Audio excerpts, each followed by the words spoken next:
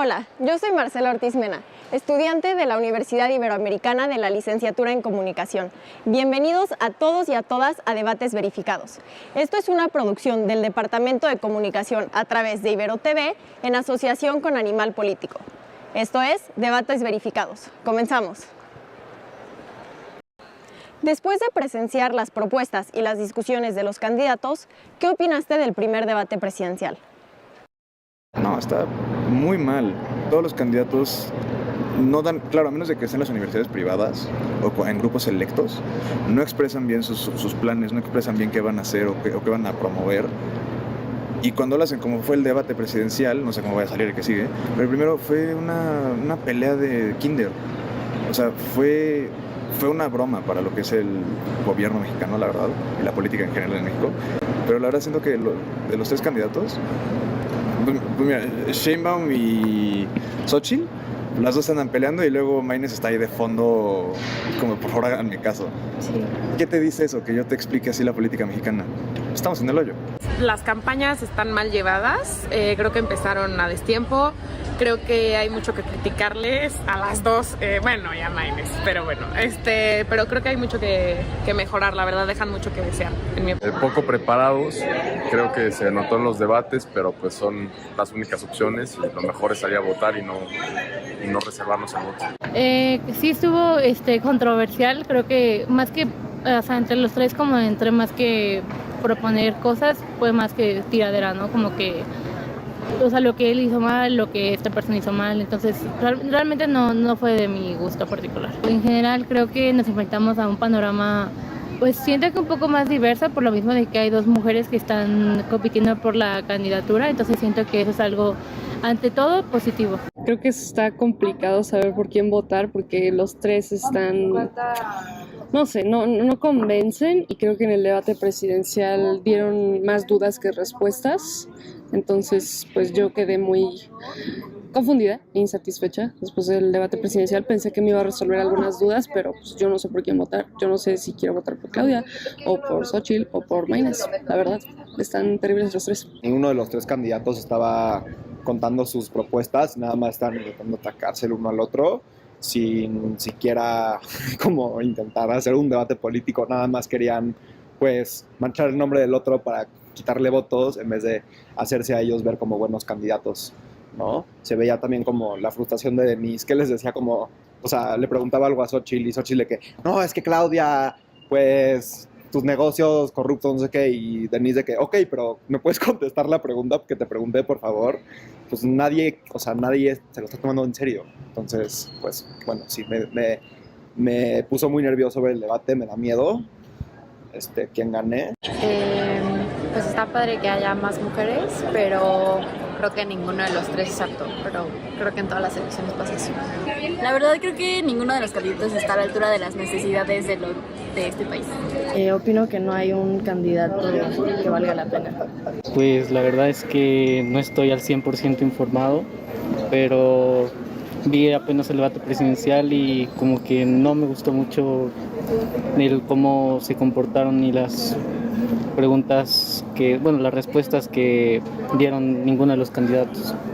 Por ejemplo, que ya no sea tanto ataque entre los candidatos, sino justamente que den a conocer más sus propuestas y que esté mejor administrado, como no solo el tiempo, también como cuando un candidato habla, que la cámara se dirija hacia el candidato y no a los otros candidatos, que siento que hace que pierda un poco el enfoque. Yo la neta digo que en vez de andarse peleando y criticando, que propongan cosas para el país, porque literalmente ahorita vimos en el debate que si uno regañaba a uno, que si otro al otro, que si sacaban fotos, evidencia, pues que se pongan a proponer cosas, hombre. Lo que quieren saber los ciudadanos es qué vas a hacer, ¿no? ¿Qué hizo mal el pasado? Pasado pisado, presente, y el futuro es lo que importa. Entonces, ¿qué vas a hacer, sabes?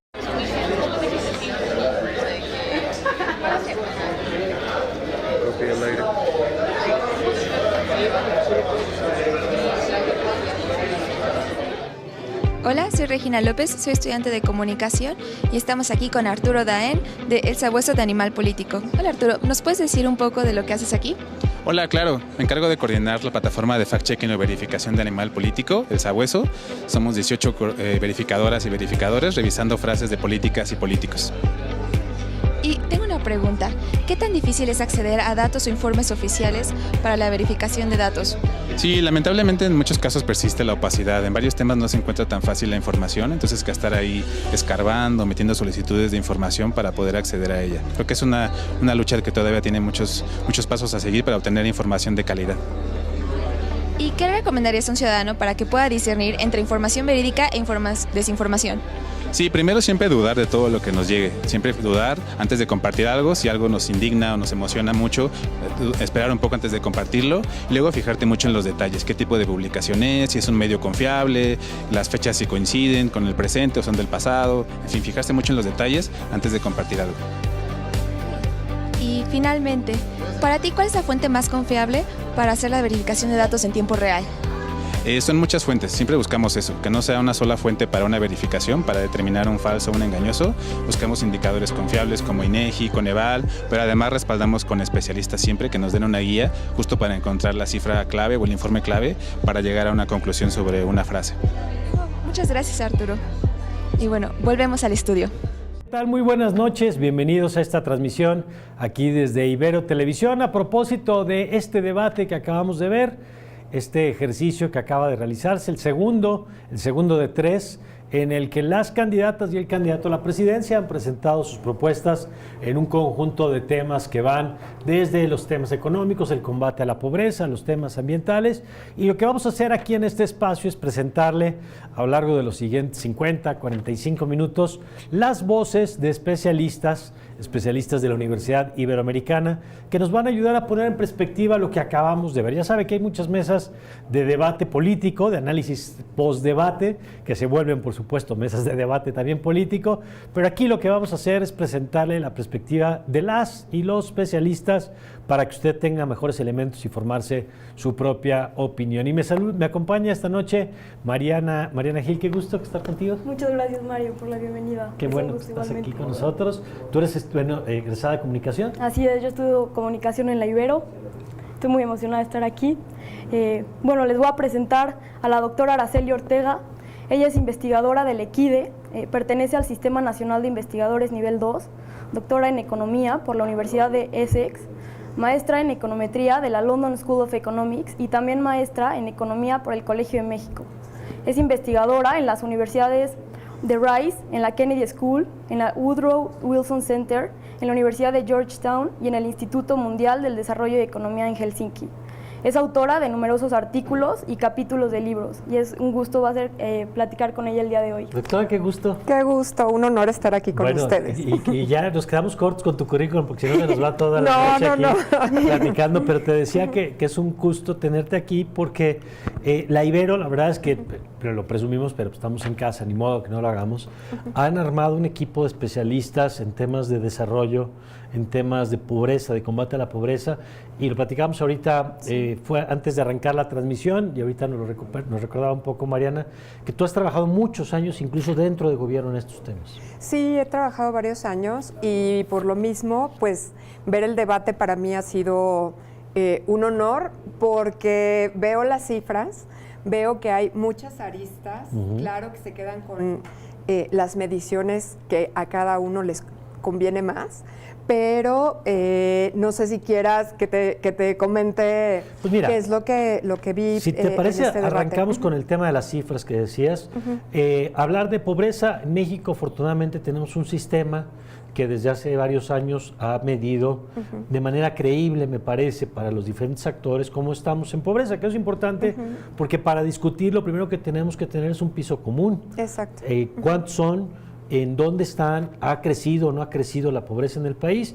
Y entonces empezaría por ahí. ¿Cómo viste los datos y los que se pusieron sobre el estado de la pobreza en México? Los datos que utilizaron fueron los de pobreza multidimensional agregados. La pobreza multidimensional en México, para los que nos están viendo, se calcula utilizando varias dimensiones. Lo que corresponde al ingreso y lo que corresponde a las carencias o vulnerabilidades de las personas. Si las personas no tienen salud o no tienen una pensión, no comen bien y no tienen inseguridad alimentaria o están rezagados educativamente, no tienen servicios básicos en su vivienda o vivienda muy precaria en calidad de los espacios. Y la cifra que utilizan es la de ingresos. ¿Por qué? Porque al subir el salario mínimo y al dar transferencias, esa cifra es la que más se vio afectada en la pobreza oficial. Pero, por ejemplo, si nos vamos a la carencia de salud, el número de personas que aumentó pasó de 35 millones de carentes a 50 millones de mexicanos sin acceso a salud. A ver, esto es importante, déjame detenerme un poquito ahí. Porque escuchamos, por ejemplo, a Claudia Sheinbaum, que hoy, por cierto, la vimos hacer una defensa mucho más agresiva del gobierno del presidente López Obrador. No sé si por los reclamos que vio después del segundo debate, pero mucho más agresiva en el sentido de ha disminuido la pobreza, se han dado los resultados que no se habían dado antes en términos de la disminución. Por primera vez decía está por debajo de creo que el 40% de la población. Si quieres empezamos con esas cifras. ¿A qué se refiere Claudia Sheinbaum cuando habla de esas cifras y si eso es consistente con los datos oficiales? Cuando agregamos todas estas dimensiones, la pobreza multidimensional, incluyendo ingreso y no ingreso, se redujo al 36%. Entonces sí es la primera vez que estamos por debajo del 40%. Pero cuando desagregamos las cifras, vemos que muchas de las carencias aumentaron. Lo que pasó es que esta pobreza se redujo en la parte de ingreso de las personas, pero lo que aumentó fueron las carencias, porque ahí fue donde se pulverizó las instituciones, la ayuda que se daba a las personas a través de las instituciones. O sea, la gente tiene más dinero en la bolsa, pero tiene menos servicios que antes. Menos servicios que antes. Y otra medida de la que nadie habló, que también mide el Consejo Nacional de la Pobreza, es la ITLP, el Índice Tendencial de la Pobreza Laboral. Ese índice casi no ha disminuido. Ahí lo que se mide es si las personas con su ingreso laboral, con el dinero que ganan trabajando, pueden comprar la canasta básica o no. Y ahí, por ejemplo, podemos ver que Veracruz, Zacatecas, Oaxaca empeoraron. Hay estados donde la pobreza, como en Chiapas, está arriba del 70%. Quiere decir, ¿por qué está así? Por la informalidad. Porque de nada sirve aumentar el salario y no dar el salario mínimo y no tener un empleo formal. En un empleo formal no vas a ganar el salario mínimo. En un empleo quiere decir que más del 60% de las personas en México tienen empleo informal, no se rigen por el salario mínimo. Tú puedes aumentar el salario mínimo, pero al no estarse rigiendo por un salario, pues ganan lo que pueden, ¿no? Esa pobreza no ha disminuido. Mariana. Yo te quería preguntar un poco, ¿es cierto esto que dicen que las personas que tienen buenos salarios tienen mayores ingresos, pero las personas con menor salario y en situación de pobreza más extrema, pues ha ido todavía peor, ¿no? Entonces, como ciertas personas sí se han visto favorecidas y al mismo tiempo las personas que están más desfavorecidas se ha ido todavía más para abajo, ¿no? ¿Es cierto esto? Fíjate, eso es muy interesante porque el Coneval también nos da las cifras por cómo cambió la pobreza por deciles, es decir, por el 10% más pobre y el 10% no pobre, ¿no? Entonces, cuando descomponen las cifras, podemos ver que en el 10% más pobre, según cifras del Coneval, las transferencias no le han cambiado la vida al 10% más pobre, le ha cambiado la vida un poco el haber aumentado el salario. Pero al porcentaje más alto, a los menos pobres, el decil 10, a esos podemos ver que aumentaron las transferencias, que aumentaron el salario y que en varios ingresos, por ejemplo, el ingreso propio o el ingreso asalariado les ha ido mejor. ¿Y eso cómo se explica? Bueno, supongo que en parte con programas universales.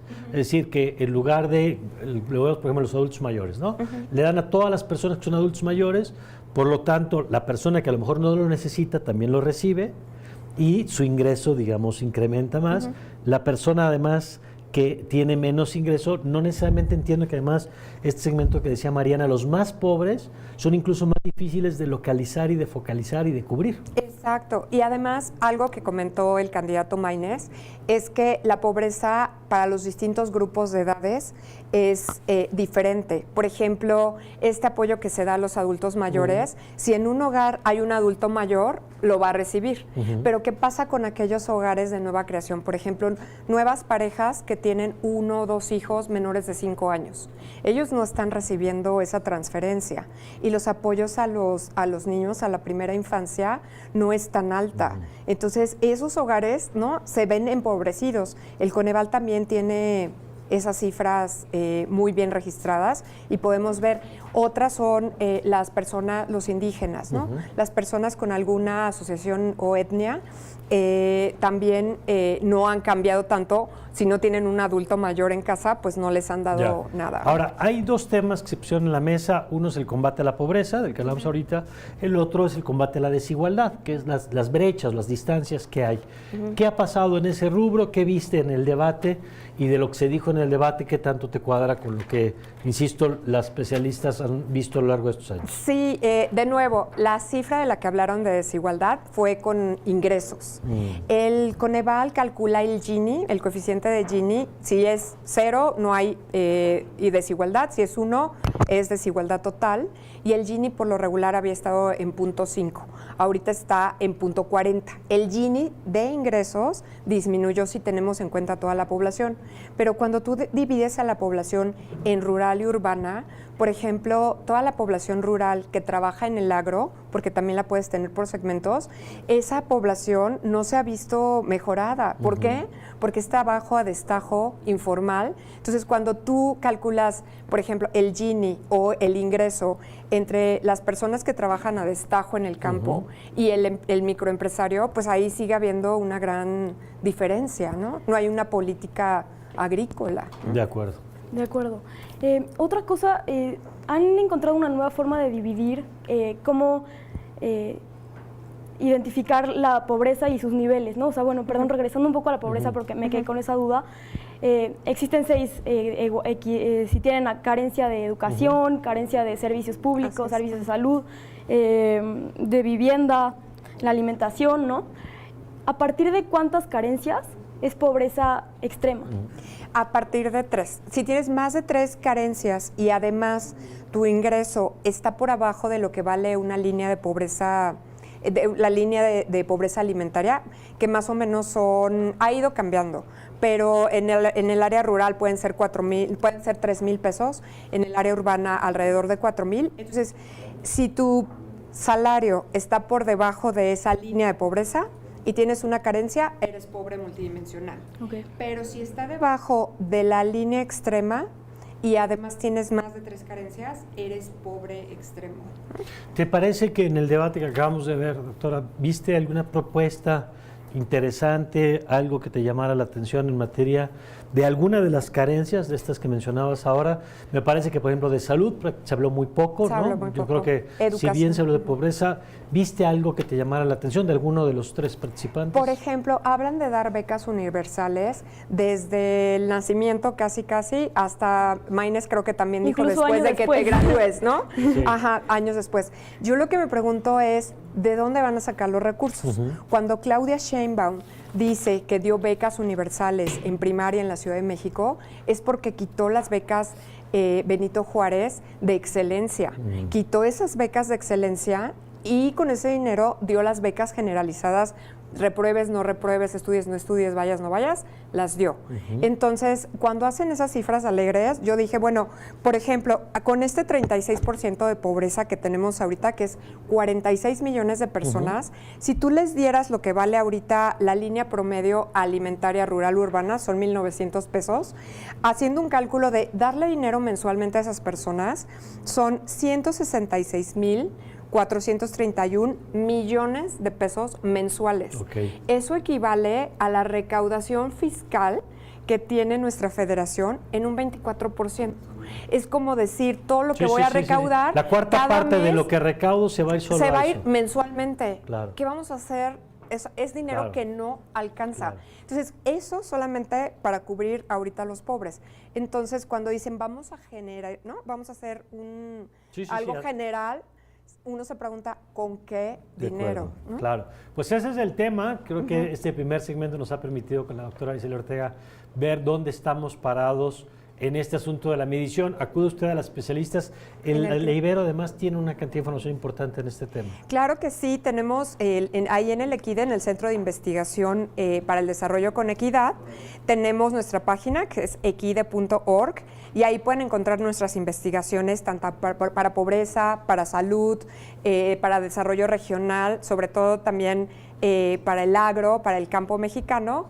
Pueden encontrar cualquier cosa. Muy ¿no? bien, pues ya lo seguiremos platicando. Ay, muchas gracias por la Araceli. invitación y muchas felicidades. Y si te parece, Mariana, vamos a ver Claro que estos sí. sondeos. Vamos a escuchar lo que tienen que decir nuestros compañeros de la Ibero. Después de evaluar las alianzas y conocer los perfiles de los contendientes, ¿qué opinan sobre las coaliciones y sobre los candidatos? Pues siento que justo, bueno, mínimo para mí que crecí con esta pelea de PAN y PRI, justo ahorita que ya están juntos, como que se me hace medio raro al principio entender, pero ya como cuando vas creciendo y vas entendiendo más las cosas, pues entiendes que justo se están uniendo para ir contra algo, ¿no? Pues bueno, yo la verdad es que en lo personal pues estoy de acuerdo, pero pues siempre respeto la opinión de los demás. Pues a mí me llama mucho la atención que original, pues igual como Valeria, yo cuando era chiquito eran 3 diferentes partidos y existían de manera casi independiente y no se juntaban, y en tiempos recientes pues el sistema de gobierno se ha vuelto un poco más como el de Estados Unidos, que se vuelven 2 grandes y se empiezan a pelear unos entre el otro y de ahí sacarlo. Entonces me parece que es como una alianza nada más para asegurarse de que puedan llegar un poco más lejos, y es nada más pues directamente para sobrevivir o llegar a cierto estándar. Al final siento que hicieron la coalición para matar como a estos nuevos partidos que están surgiendo, porque, o sea, se vio en la elección pasada. O sea, Naya Mid contra López Obrador, pues era de que, o sea, era literalmente tirar los votos a la basura. Entonces fue la única manera de vencer a Morena era haciendo esa coalición. Siento que es una incongruencia que exista esa coalición por la corriente que tenía cada partido previa a la coalición. Pues creo que es más, o sea, yo me fijo un poco más en el candidato en sí que en la coalición o en los valores del partido. O sea, como que digo, como pues la persona, o sea, me voy más por la persona. Entonces, así como los ideales del partido, los valores de un partido, como que no los ubico tanto, tal vez. Sé que Claudia pues busca una continuidad con lo que ha hecho el presidente López Obrador. En cuanto a Xóchitl y Maynes, pues a Xóchitl tuve la oportunidad de escucharla aquí, a Maynes no. Se me hace que es una mujer que habla bien, que está preparada, pero pues ahí tiene sus cositas por lo que entiendo. Pues creo que es una alternativa inteligente que tomaron los políticos para combatir un problema que tenemos actualmente, que es el partido que nos gobierna, que es Morena, y creo que tenemos como un poco de duda y también como pues sí, esta incertidumbre de que una vez que esté Morena en el poder no vaya a salir. Entonces creo que el que hayan esta coalición pues es un beneficio. No sé qué tanto vaya como a seguir, pero pues creo que actualmente, tomando en cuenta la historia y la competencia que ha habido entre partidos, pues es un cambio positivo. Creo que las elecciones de este año están, creo que ha sido un año muy complicado para tomar una decisión. Para mí es clara, desde el principio ha sido Xóchitl, pero creo que el debate me dejó con mucho que desear. ¿De dónde va a salir el dinero? Aun cuando fue esta pregunta explícita por parte de uno de los moderadores, creemos que la respuesta no lo fue.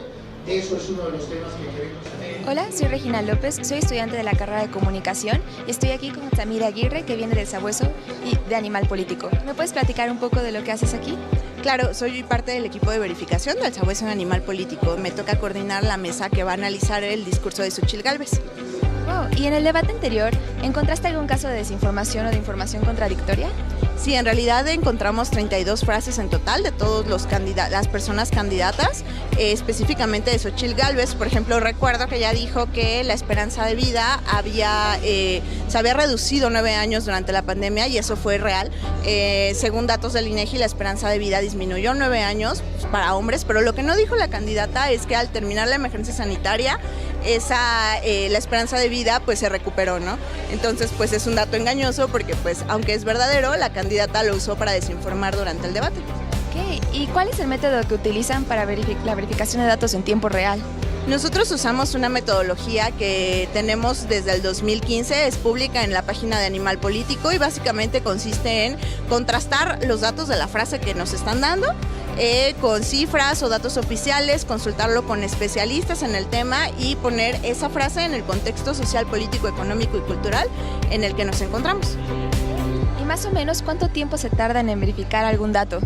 Depende mucho, hay frases que podemos verificar en pocos minutos o en pocas horas porque son datos muy específicos que podemos ubicar en páginas oficiales o en fuentes confiables, ya sea de organizaciones o por ejemplo Coneval, pero hay otras que sí necesitamos descargar bases de datos o consultar especialistas y esas nos pueden llevar muchas horas o incluso un poquito más. Muchas gracias.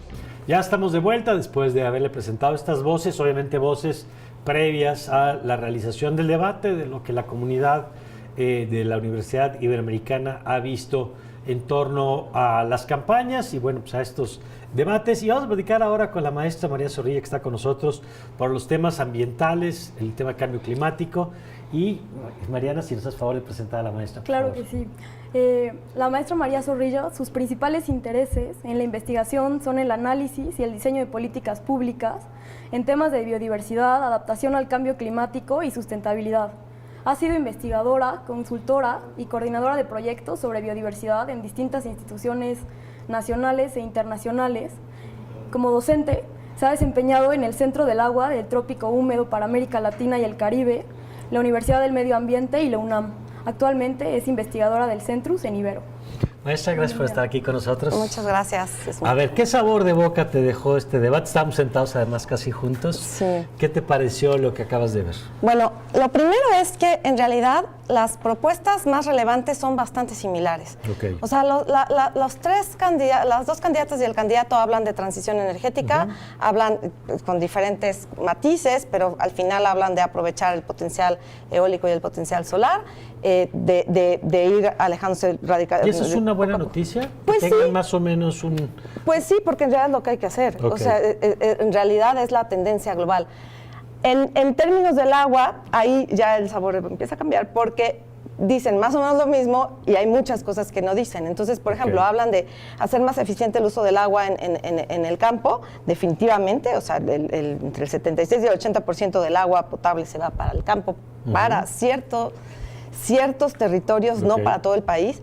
Pero ese no es el único problema del agua. O sea, sí hay un tema de distribución, sí hay un tema de concesiones, sin duda que es fundamental revisar y eso creo que lo toman la distribución, más o menos los tres, las concesiones creo que nada más lo toma en cuenta Maynes. Pero hay otras cosas ligadas al agua que no se están discutiendo, ¿no? Que es qué necesitamos para tener agua, cuáles son los servicios ecosistémicos que necesitamos. Y esa parte, solamente la candidata Gálvez habló de reforestar como tal, ligado al agua. Okay. Entonces, bueno, ahí más o menos cambió. Ese como un primer reacción, digamos. ¿Qué temas ves que tú te genera, Mariana? Bueno, para empezar, una parte que me llamó mucho la atención, que solo escuché una propuesta al respecto, fue solo una candidata tuvo una visión a largo plazo sobre temas de medio ambiente, solo hubo una propuesta que consideró hasta el 2030 como mucho. Se proponía más líneas de transmisión, ¿no? 50% de energía renovable. Pienso que ese es un problema tanto en México en general, ¿no? Que no estamos teniendo la capacidad de ver a futuro, ni mucho menos de difundir lo que ya estamos viviendo ahorita, ¿no? ¿Cómo ves ese tema? Porque es cierto, este es para mí el mayor fracaso en términos de política pública es lo que tiene que ver con lo ambiental y la perspectiva de largo plazo que bien dice Mariana. Son varios factores. Es la perspectiva de largo plazo. pero también es la falta de perspectiva del medio ambiente como un sistema. O sea, no puedes ver las cosas fragmentadas y eso es lo que sí se ve en este debate. O sea, se habla de cambio climático, de energía, pero hay muchísimos otros elementos de la política ambiental urgentes que no se están considerando. A ver, si quieres vamos a detenernos en algunos. En el tema energético, ¿dónde estamos parados hoy, para empezar? Porque había ahí una discusión también, un poco la visión de Claudia Sheinbaum es que hemos ido caminando en el sentido correcto. Ella incluso decía algunos proyectos a lo mejor muy específicos, ¿no? Lo de central de abastos con celdas solares, que bueno, yo creo que para una política macro pues es una cosa más chica. Claro. Pero, y del otro lado veíamos sobre todo una Xóchitl Gálvez reprochando y diciendo es que ustedes tienen este problema de adicción a los combustibles, las refinerías. ¿En dónde estamos realmente parados hoy con la política actual? Y, bueno, y ahí es una observación a todo el debate, que se pasaban de un nivel a otro, del nivel local, de Jalisco, Nuevo León, Ciudad de México, central de abastos a nivel federal, ¿no? Entonces, esos cambios pueden ser desconcertantes, pero ¿en qué estamos parados? Pues estamos parados en dos modelos, entre un modelo de transición energética que había empezado gradualmente y se paró, y un modelo donde en realidad se consideró en este gobierno prioritario, se le dio prioridad a los hidrocarburos. A Pemex, a los hidrocarburos y específicamente a Pemex, ¿no? Entonces, yo lo que sí creo es que las dos candidatas y el candidato saben eso, saben que ya no se le puede dar prioridad a los hidrocarburos, saben que eso es de otro siglo. Entonces, yo creo que la candidata Sheinbaum está un poco manejando un discurso para decir sí, esto hay que ir hacia allá, pero no ha sido tan malo. Claro. Sí, porque ella ella tiene que hablarle a la audiencia que quiere cambios y a la audiencia del gobierno que quiere continuidad, ¿no? Claro. En el tema, ahorita decíamos el tema energético, y se habló, por ejemplo, en el tema, brincando también al tema de la protección, y entonces decían, bueno, se han tenido políticas de protección al medio ambiente o no, y ahí se mezcla otra vez lo mismo, desde el Tren Maya y la deforestación hasta la protección de áreas naturales protegidos, o lo que reprochaba a Xóchitl Gálvez de la desaparición de la CONAVIO en esta administración. Sí. ¿Qué ha pasado en esa política de protección al medio ambiente? Bueno, vámonos por varios puntos. La primera cosa sí es un debilitamiento institucional tremendo. Ese debilitamiento institucional lo vemos en presupuestos, pero también lo vemos, y este es un punto, decían, duplicar el presupuesto a la Conagua. La Conagua se lleva el 90%, bueno, ahorita el 80 y tantos % del presupuesto de medio ambiente. O sea, imagínense cómo está el resto de las instituciones. ¿Y de qué instituciones hablamos? Estamos hablando de las instituciones de inspección y vigilancia. Estamos hablando de áreas naturales protegidas, que no solo se trata de decretar. Eso también lo dijo una de las lo dijo la candidata Gálvez. O sea, no solo se trata de decretar, se trata de realmente dotar de recursos a las áreas naturales protegidas. Estamos hablando en política ambiental también de la evaluación del impacto ambiental. La evaluación del impacto ambiental ha sido una de las cosas más complicadas en esta administración, por ese famoso decretazo del 21 de noviembre de 2021. Lo que hacía era básicamente exonerar que no se hicieran las mediciones de impacto ambiental. Entre muchos otros instrumentos, a las obras prioritarias para el gobierno, ¿no? Entonces, eso es política ambiental. Política ambiental también es la política del suelo. Política ambiental es la política de la restauración y conservación del suelo. Política ambiental también tiene que ver con la protección de la biodiversidad más allá de las áreas naturales protegidas. Entonces, son muchos elementos que no se tomaron en cuenta, ¿no? De acuerdo. Que no vi en el debate. Claro, y es esta parte de se están proponiendo reforestar y hacer muchas cosas sobre que de dónde lo van a sacar si no tienen los recursos. No está lo que propuso el candidato Maynes de paneles solares en todas las escuelas. Gálvez fue un poco más realista al decir que iba a ser solo en 200 escuelas, ¿no? Paneles solares o 2 millones, una cosa así, poniendo un poco en números. Pero, ¿qué pasa con esto que tantas propuestas para el cambio climático sin tener los recursos, ¿no? ¿Cuál crees que sean algunas propuestas realistas, cambios puestos en la tierra, no solo propuestas al aire de poner paneles solares en todas las escuelas, que realmente no los podemos alcanzar en este momento, ¿no? Yo creo que una de las cosas que tenemos que entender en medio ambiente, y eso va para todas las propuestas y todas las plataformas, es que tenemos que hablar de una gobernanza. O sea, no podemos dejar que ya toda la política ambiental sea la decisión de un gobierno o los presupuestos de un gobierno. En realidad, el tema, por ejemplo, de transición energética, el tema de paneles, una cosa muy importante es sumar al sector privado, sumar a otros actores, ¿no? Y en realidad en todos los aspectos, que eso es... Sí, porque además la capacidad pública no da ni tiene por qué resolver todo, pues. Y porque además... Lo que sí tienes que tener una rectoría. Exactamente, o sea, lo que tienes que tener son los incentivos suficientes para que diferentes actores entren a la inversión, al diseño, a la instrumentación de temas de política ambiental. Bueno, eso también tiene que ver con el agua y también tiene que ver con los residuos. Se habló algo de residuos.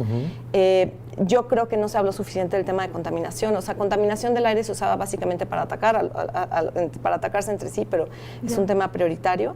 Y en cambio climático, y ahí sí fue la única que lo mencionó fue la candidata Sheinbaum, fue el tema de adaptación a cambio climático, ¿no? Sí. O sea, tenemos que entender que en cambio climático en este país, y lo vemos con la sequía y lo vemos con los eventos extremos, tenemos que transitar también de hablar de mitigación a hablar de adaptación, y eso es prioritario. ¿Te parece que las candidatas, el candidato, están a la altura del desafío que representa el cambio climático?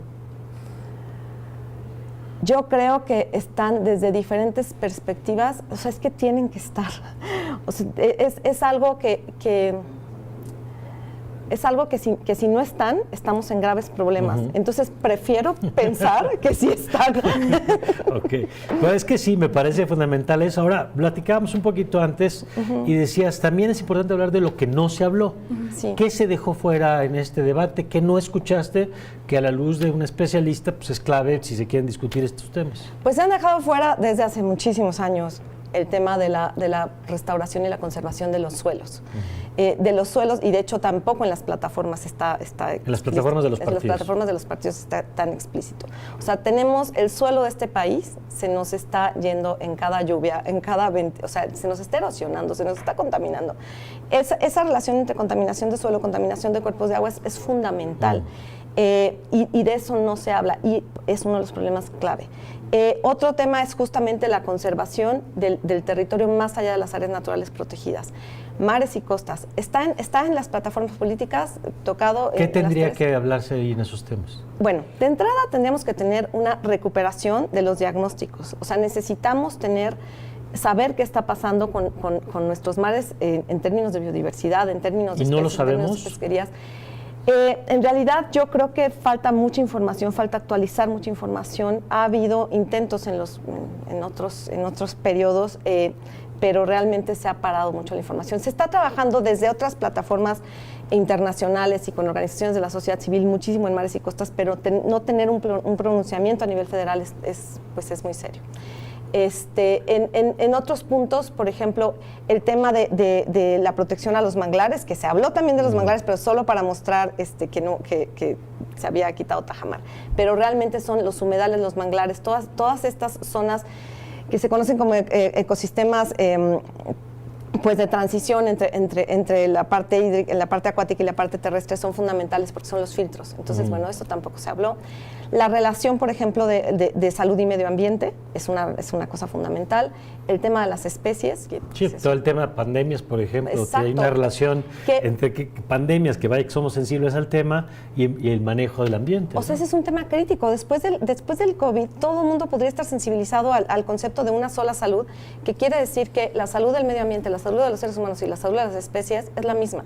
Entonces no podemos desligarlos. Bueno, esos son algunos de los temas. Bueno, vamos a ver ahora cómo viene, si hay más detalles, digamos, en los siguientes días, pero te agradecemos mucho la oportunidad de platicar. Si alguien quisiera tener más información de estos temas, de lo que se hace desde la Ibero en estos temas, ¿cómo podría acercarse? Bueno, tenemos una página en el Centrus, donde trabajo, el Centro Transdisciplinario Universitario para la Sustentabilidad, que es centrus.ibero.mx, y ahí tenemos un blog que se está actualizando todo el tiempo. Hay un programa de radio también en Radio Ibero, que se llama Plan de Escape, que es los jueves a las 4:30 de la tarde. Ajá. Entonces, bueno, pues les invitamos a acercarse a nuestras redes. Maestra, muchas gracias. Bueno, que estén muy bien. Muchas gracias. ¿Y con qué vamos? Vamos ahorita a escuchar a ver qué dicen nuestros compañeros sobre las elecciones presidenciales. Esta pregunta nos ayuda a pensar sobre el futuro que queremos construir juntos. ¿Y tú? ¿Por quién votarías? Bueno, pues la verdad está muy difícil porque A mí en lo personal no me gusta la candidata Sheinbaum, a mí me gusta mucho Xochitl y pues siento que muchísima gente no sabe bien por quién va a votar y nada más se deja llevar por todo lo que dicen todas las demás personas, como que no se informan muy bien de lo que está pasando. Los tres, la verdad, o sea, no creo que ninguno esté de que al nivel para ser presidente. Claudia creo que nada más viene a continuar lo que hizo nuestro presidente previo y pues, la verdad es que no creo que Xochitl, o sea de que la mejor opción para que sea nuestra presidenta y Maynes ni se diga, o sea, ese güey qué, pero sí es como la menos peor, por así decirlo, pero tampoco sabe muy bien lo que está haciendo, pero prefiero el equipo de Xochitl que el equipo de Claudia. Por el momento creo que sí, por la candidata Claudia Sheinbaum. Me gustan algunas de sus propuestas y creo que a comparación de su competidora, por ejemplo en este caso Xochitl, me parece una mejor opción. Con respecto a Maynes, creo que no he investigado mucho de él. Más que nada, pues lo que ha salido en las noticias o lo que él promociona en redes sociales. De Maynes sé muy poco, la verdad. Siento que solo es un influencer que, bueno, tiene más un perfil de influencer para los jóvenes, pero no sigo demasiado su rubro político. No tengo nada malo ni nada bueno que decir, siento que nada más está ahí, o sea, no siento que, no sé, no me da mucho igual, la verdad. Siento que solo hay dos candidatos, la verdad. Nada, solo sé que es un meme. Era presidente Maynes, no, presidente Maynes.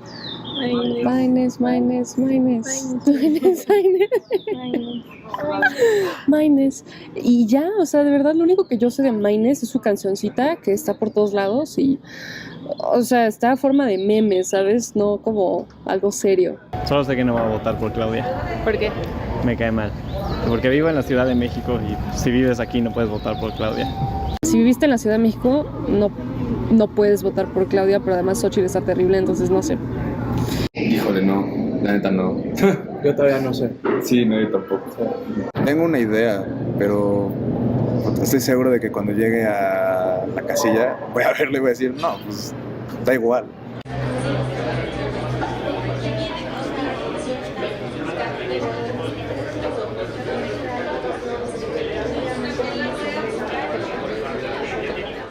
Hola, soy Regina López, estoy aquí con Luis Lozano de El Sabueso de Animal Político. Hola Luis, ¿me puedes decir un poco de lo que haces aquí? Sí, Regina, muchas gracias. Yo soy verificador de información para las campañas electorales en El Sabueso de Animal Político y nosotros lo que hacemos es revisar el discurso y las propuestas y todo lo que presentan las candidatas y los candidatos durante las campañas electorales. Y te quería preguntar, ¿cuál es el procedimiento si encuentran información falsa? Lo que hacemos es revisar con el equipo de la persona candidata el origen de la información que suponemos que tiene algo que verificarse y a la par vamos a buscar indicadores oficiales o en fuentes de bases de datos con investigadores y de gobierno o de centros de estudios que nos puedan arrojar algún dato que nos dé luz sobre lo que se presentó y poder hacer algún contraste y a partir de ello tratar de ver si esto tiene o no sustento.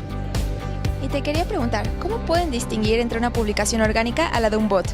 Hay varias formas. Puedes revisar la cuenta en cuestión y ver si tiene, por ejemplo, un número de seguidores amplio o si fue de reciente creación. También si la foto de perfil corresponde con alguna persona o puedes verificar si esa foto mediante alguna búsqueda se descargó de algún generador de imágenes o de algún banco de imágenes. Y por otro lado, revisar la publicación en cuestión. Y a partir de ello puedes acudir a ver si es una publicación original o si es un mensaje replicado de forma automática en distintas cuentas o en distintas plataformas. En tu opinión, ¿la difusión de desinformación se ha propagado por el uso de las plataformas digitales? Lo que me parece que ha pasado es que las plataformas digitales han hecho más visible y han aumentado el alcance de la desinformación, pero la desinformación siempre ha existido. Lo que pasa es que en las plataformas digitales tenemos un gran volumen de contenido y llega a muchísimas más personas y se pueden volver fenómenos virales. Y por otro lado, lo que tenemos también es que con la tecnología tenemos más herramientas que pueden crear contenido que puede ser dudoso o no verificado. Por ejemplo, tenemos generación con inteligencia artificial, tenemos editores de imagen, editores de audio, de video, que pueden hacer simulaciones y que pueden ser muy reales, pero en términos generales, pues de lo que se trata es de que la gente pues ponga en cuestión el contenido que consume en redes sociales. ¿Y cómo alguien pudiera ver la verificación de datos que están realizando en el momento?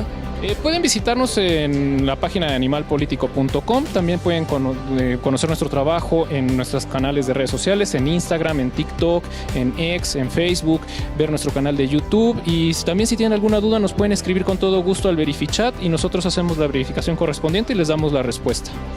Muchas gracias, Luis. Y volvemos al estudio. Ya estamos de vuelta en nuestro tercer y último segmento para platicar de economía, de las cosas que se dijeron, también de las que no se dijeron. Y Mariana, si nos presentas a nuestro tercer y último invitado esta noche. Claro que sí, Mario. El doctor Irving Rosales, director del Departamento de Economía de la Ibero, Ciudad de México, es doctor en Economía por la Universidad de Calgary, Canadá. Se especializa en desarrollo del capital humano, macroeconomía y finanzas públicas. Ha participado en foros e impartido conferencias y seminarios en México, Canadá y Estados Unidos, así como en diferentes países de Europa y América Latina, en temas de relacionados con sus temas de investigación. Oye, pues qué gusto tenerte por acá. Gracias a ustedes por la invitación, Mario, aquí. Mariana, buenas. Oye, a ver, pues vamos a platicar de lo que viste esta noche, bueno, de lo que vimos, pero de lo que viste tú. Quizá un tema del que sí se habló, ¿no? Quizá un poco más que los otros, el tema de la economía, el estado general de la economía. Y yo quisiera empezar porque hay dos visiones muy distintas, ¿no? Sobre todo entre Claudia Sheinbaum y Xóchitl Gálvez. La de Claudia Sheinbaum dice que han sido años de crecimiento, que hay un modelo distinto, que pese a la pandemia se crearon empleos y que hubo crecimiento sin deuda, por ejemplo. Y del otro lado, la visión de Xóchitl Gálvez diciendo que no hubo crecimiento, incluso en algunos casos hubo retrocesos. Y ahí lo primero es, pues, ¿cuál de las dos dice la verdad? Porque parece difícil conciliar las dos visiones, ¿no? Parece difícil conciliar en términos de crecimiento y en términos, por ejemplo, de deuda pública. Exacto, cuando mencionaron, sí, una vamos bien, la otra vamos muy mal. A ver. Y la realidad es, este diagnóstico en el que parten, que pareciera distinto, es dependiendo de las cifras, y yo creo que cada quien usa las cifras de acuerdo a su conveniencia, sí, que es algo que se espera en todas las campañas, ¿no? Pero aquí para lo que estamos es decir, bueno, ¿cuál es la realidad? Claro. Y en el caso de, si queremos ver cómo ha evolucionado la economía durante varios años, lo que tenemos que hacer es ver el crecimiento del PIB per cápita, porque eso lo que nos dice es una medida de un crecimiento real, claro, ¿no? Porque, porque la economía crece, pero también crece la población. Exactamente. Entonces, una forma de medirlo es cuánto creciste, entre cuántos hay, y eso te permite compararte incluso a lo largo con otros países, y eso te permite así, en un flujo. Entonces, si vemos la economía en México del 2020 a la fecha, no ha crecido el PIB per cápita. Del 2020 23 años en los cuales el PIB per cápita en México se ha comportado a lo largo del cero. Okay. O sea, no ha crecido en 23 años. Wow. Lo cual ya nos parte de un diagnóstico que algo sucede en la economía mexicana y algo sucede con las diferentes políticas económicas que se han instrumentado, que no hemos crecido. O sea, la idea no de que hay un modelo diferente y este sí ha proyectado crecimiento no se sostiene. No, exactamente. Y la idea, o sea, no se sostiene que este nuevo modelo genera crecimiento y no se sostiene que antes crecíamos más, o ninguna de las dos. Entonces, partamos de ahí, de que la economía en México no ha crecido. Llevamos 23 años, porque es el último cifra que se tiene a finales de 2003, en los cuales la economía se ha estancado en términos per cápita. Por el otro lado, la parte del endeudamiento público y la preocupación, ahí sí hay que decirlo, el nivel de deuda pública como proporción del PIB, que es la medida que generalmente se usa para decir qué tan problemático es la deuda, la realidad es que México está por debajo del 50% del PIB, lo cual no es un problema en el nivel de deuda, en el stock, el acervo de deuda. Lo que es un problema en México es el flujo. ¿Deuda o no creció la deuda? En términos del PIB, creció muy poco. Lo que ha crecido muchísimo es en términos del flujo, es decir, lo que se tiene que pagar por la deuda, el costo financiero de la deuda. Y eso es algo que poco se habla de ninguno de los dos lados. Para darte un dato, lo que se pagó durante 2023 de costo financiero de la deuda, es decir, el pago de intereses sobre la deuda contratada, es equivalente a un tercio de todo el presupuesto de las secretarías de Estado federal. ¿Eso qué quiere decir? ¿Que las tasas a las que nos prestaron son muy altas? Son muy altas y de corto plazo. O sea, a pesar refinanciamiento que se ha dado en los últimos años, lo malo es que nos agarró con elevadas tasas de interés. Y entonces este refinanciamiento con altas tasas de interés a nivel mundial, no nada más en México, lo que hace es que pagues más por el costo financiero. Y entiendo, aquí tú nos puedes explicar, Irving, que la gracia cuando un gobierno, primero, todos los gobiernos tienen deuda. Exacto. Y todos los gobiernos lo que hacen es ir refinanciando, ¿no? Cuando yo tengo que pagar, salgo a pedir prestado, con lo que me prestan pago a los que les debía, y ahí lo voy bateando. Y la clave está, mientras más bajas las tasas, mejor, y mientras más largos los plazos, Mejor, exacto. Y en este caso, plazos cortos y tasas altas. Relativamente cortos y altos. Y eso tiene que ver parte con el ecosistema, digamos, de tasas altas, por inflación, por lo que tú quieras, pero también tiene que ver con algunos elementos de este gobierno. Tiene que ver, sí, con la parte también de que no fue un buen momento para refinanciar deuda externa, es decir, en dólares, con deuda en pesos. El timing, digamos, que todo el mundo dice, bueno, como una planeación financiera a largo plazo puede ser bueno que tus pasivos estén en pesos y no tanto en dólares, el timing no fue el adecuado justo porque por las el peso altas, está fuerte. Exactamente, y por las altas tasas de interés en pesos. Ok. Entonces, ese timing lo que ha hecho es Ahora, tener un costo. Vamos a la otra parte que es las políticas de crecimiento. Porque yo no identifico, digamos, propuestas en ese sentido. Sí se habló de algunas obras de infraestructura, se habló de empleo, pero así como en general. Pero un proyecto, digamos, de crecimiento económico, ¿tú lo viste en alguna de las 3 propuestas que vimos? En ninguna de las 3. O sea, las 3, y ahorita vamos a decir qué palabra dijeron que es interesante, pero que no alcanza a formular un proyecto a mediano plazo en materia de política económica que conduzca a crecimiento sostenido, ¿no? Y sostenible también. Pero déjame empezar con la parte del empleo, que es bien importante, ¿no? Que por un lado escuchábamos que el empleo ha subido, por otro lado escuchábamos que el empleo ha bajado. Entonces, ¿a quién le creemos, no? Porque nos quedamos con las cifras. Y nuevamente es no quedarnos con la cifra de empleo, es decir, hemos generado 1.800.000 empleos. Eso es mucho o es poco, ¿no? Exacto. Nos cuesta trabajo. Y en un periodo en el tiempo en el cual más personas, y la gente joven lo entenderá, se incorporan al mercado de trabajo. Entonces la idea es cómo vas generando empleo para aquellos que lo perdieron, lo recuperen, y además cómo vas generando nuevo empleo para los nuevos, ¿no? Que se van incorporando. Entonces por ahí la cifra que es la adecuada para medir a lo largo del tiempo tiene que ver con la tasa neta de participación. Y entonces ahí vemos que la tasa neta de participación apenas ahorita al final de 2023 alcanzó la tasa neta pre-pandemia. O sea, entonces cuando hablamos de que es que el crecimiento ha crecido, la realidad es que no. Empleo. Pero ahí la parte preocupante, déjame ponerlo así, es que esta tasa neta de participación logró alcanzar los niveles prepandémicos por el empleo informal. O sea, el que realmente creció en términos de tasa de participación es el empleo informal. Y esa es la parte... Que además en México no hay desempleo porque todo el mundo tiene que resolverle la vida. Correcto. O sea, en otros países hay desempleo porque tú vas a un sistema de desempleo que te hace una transferencia, y aquí, si tú tienes trabajo, tienes que emplearte porque si no, no comes. Exacto. Y por eso. De los empleos, perdón. Sí. Hay una cosa que se le suma, que es la parte de la tecnología, ¿no? Ahorita se están automatizando muchísimos trabajos. Las empresas igual están despidiendo a gente porque están encontrando formas de no tener a tantos empleados, ¿no? Entonces, pues es encontrar esta forma como de equilibrar tanto la parte tecnológica para no quedarte atrás y no ser como, pues, no ser un país que no se adaptó, ¿no? Y también cómo vas a crear nuevos empleos cuando se están automatizando tantos otros. Sobre todo es que es bien interesante la pregunta que haces, Mariana, porque es cómo adecuo la formación de las personas y cómo adecuo la generación de empleos para aprovechar el desarrollo tecnológico. No tiene por qué ser un pleito entre que la inteligencia artificial o la rutinización va a estar en contra de generación de nuevos empleos. No tiene por qué estar peleado siempre y cuando empecemos desde ahorita a pensar en cómo aprovechamos la formación de nuestros estudiantes. Pero eso implica alinear un conjunto de variables. Es porque correcto. Implica, por ejemplo, saber cuáles son las necesidades nuevas de mercado. Y luego un sistema educativo que te permita formar la gente para las nuevas realidades, porque si tú estás formando gente que va a ser desplazada, como decía Mariana, tú ves que se esté en algún lugar, en alguna propuesta o en el gobierno actual, articulando una visión integral de este tema que estamos platicando. En ninguno de las 3. O sea, deja poner en ninguno de los 4, ni en ninguno de los 5. Es verdad que le digo así. ¿Ni en el gobierno actual? Ni en el gobierno actual, ni en gobiernos anteriores, ni en las 3 propuestas. Y, o sea, ¿por qué mencionar esto? Porque las 3 propuestas, déjame partir de ahí, dijeron palabras interesantes. Déjame poner con que la propuesta de Claudia Sheinbaum, candidata de Morena, y dice la importancia de la política social, lo cual realmente es importante en un país con las características de México, la política social. Pero no se reconoce el hecho de que la política social no es suficiente. Si no se tiene crecimiento económico. Lo que saca a la gente de la pobreza es el crecimiento económico. Exacto. La política social es un piso mínimo que te permite a partir de ahí aprovechar el crecimiento Así económico. es. Pero esa parte es la que falta. Del otro lado, con Xóchitl Gálvez, yo oía más esta idea de políticas más enfocadas hacia la parte alta, hacia el empresariado, con esta idea que se tenía en el mundo y en México hace muchos años de que si apoyas la formación de grandes empresas y el desarrollo de grandes empresas, solito va a caer el trickle down economics, que solito va a caer los beneficios, cosa que sabemos que tampoco, pero tampoco hay un reconocimiento de eso.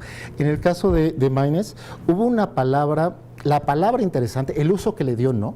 La palabra sí, que es esta preocupación intergeneracional, que es algo que sí deberíamos todos incorporar, que es cómo logramos establecer políticas que permitan este desarrollo intergeneracional. Es decir, que si tú naciste en situación de pobreza, no porque hayas nacido en situación de pobreza, te quedes ahí.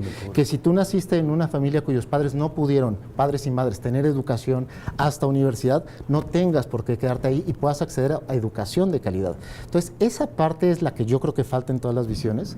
También falta dentro de las 3 propuestas el cómo se van a conseguir los recursos, porque en algún momento fueron ideas, sin como en todas las campañas realmente, ¿no? Sin decir, bueno, de dónde van a sacar los recursos.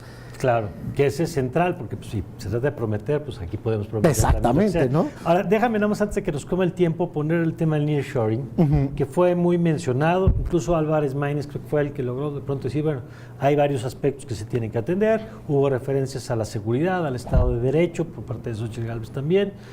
¿Cómo estás viendo esto? Porque hay consenso en que sí hay un reacomodo de capitales a nivel global, hay un impacto de la pandemia también, el tema de buscar tratar de Asia hacia Norteamérica, parte hacia el propio Estados Unidos, pero una parte que pueda salpicar a México. ¿Viste ahí mayor claridad en el sentido de cómo aprovechar este momento, que además es un momento que es temporal, que si no aprovechas, pues va a pasar? Exacto, pero yo no veo una visión en la cual hayamos aprendido del pasado. Cuando México se abre al libre comercio, el cual era necesario, nos enfocamos a manufactura de bajo valor agregado, intensivo en uso de mano de obra. Llega China en 2001 a la OMC y el ritmo de crecimiento de México cambia por la incorporación de China a la OMC que nos gana el mercado. Ahorita es nuevamente es no aprender de que el nearshoring va a ser muy importante siempre y cuando, o sea, se va a aprovechar de mejor manera siempre y cuando lo que se impulse sea industria de alto valor agregado. O sea, porque si nuevamente nos vamos a aprovechar el nearshoring a través de industria de bajo valor agregado intensivo en mano de obra con salarios bajos, va a ser lo mismo, va a llegar a otro mercado. Como el que decía Mariana de automatización. Exacto. Pues ahí sí, ¿no? Entonces no es el nearshoring per se, sino es, bueno, cómo aprovechas esta relocalización, pero dando el impulso y los incentivos para que las industrias que se localicen, la realidad es que va a ser en el norte de México principalmente, sean industrias de alto valor agregado con mejores salarios. De acuerdo. Y esa es la parte esa es la segunda parte del discurso que en ninguna de las 3 propuestas yo veo. Ya, bueno, pues ahí están. Ya le seguiremos en Ibero 99 con estos temas, Irving. Claro que sí, con todo Muchísimas gusto. gracias. Que estén muy bien y gracias por la invitación. Y muchas gracias, Mariana. Gracias, Mario. Gracias. Y gracias a ustedes por habernos acompañado en esta nueva transmisión de Ibero TV. Gracias por seguir con los contenidos que le compartimos desde esta plataforma y nos vemos pronto nuevamente en y en espacios como Ibero 99, por supuesto, todas las mañanas ahí en Radar. Yo soy Mario Campos y le deseo que pase usted muy buena noche. Gracias por acompañarnos. Nos vemos en la próxima emisión de Debates Verificados. Hasta luego.